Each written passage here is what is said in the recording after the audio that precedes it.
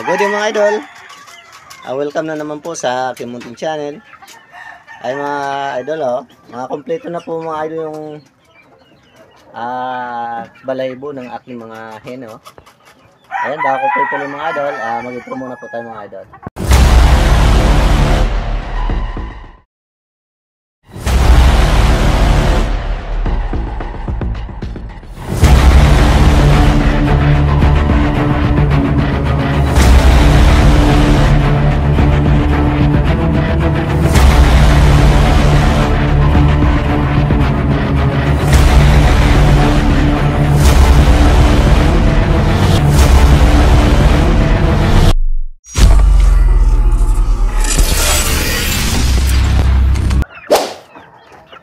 Ano mga kabakyard, mga idol, malapit na natin magamit yung mga hinatin na naka-pre-rinse muna pansamantala. Ayan, para makarelax sila ng maayos. Ayan, kailangan na lang nito mga kabakyard, purga, ligo. Pa-priming na ito mga kabakyard. Ayan, malapit na yung mga kabakyard. Nandito pala yung ano natin, yung white natin mga kabakyard, grabe makakain, ayan, yung third shooter natin, ayan, yung SBR,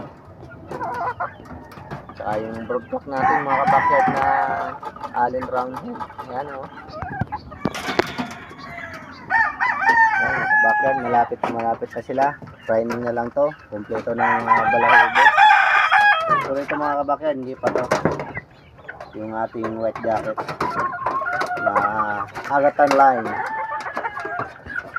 Ayan, yung makli natin patapos na rin.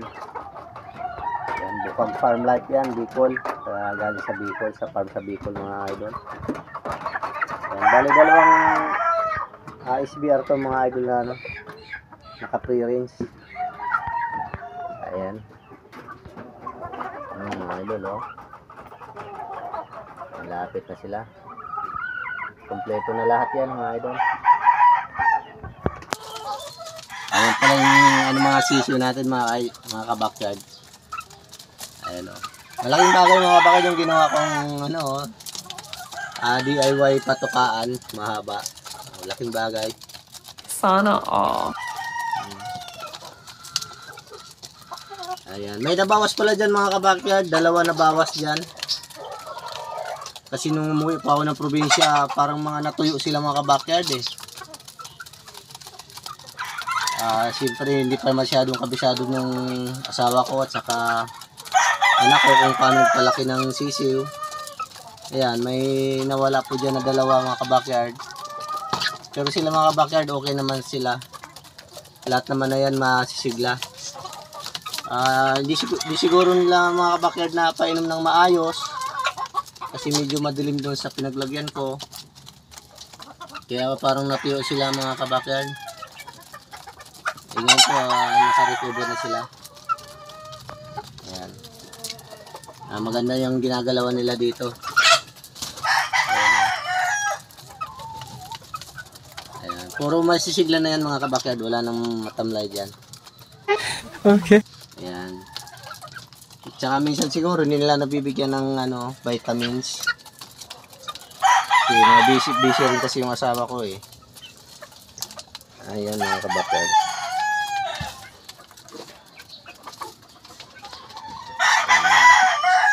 Ayan, lalaki ng katawan niya mga kabakyard na mga hen ko na yan.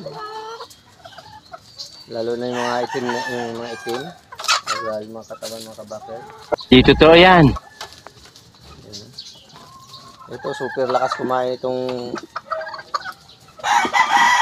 pulit na to mga idol bitin pa sa binigay ko Bola lang yan. Ayan yung doon pala mga kabakyard, ubos na. Ayan. Ito, meron pa.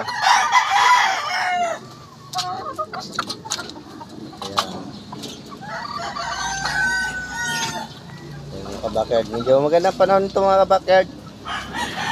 Sana all. Ayun, maliwanag yung kalangitan.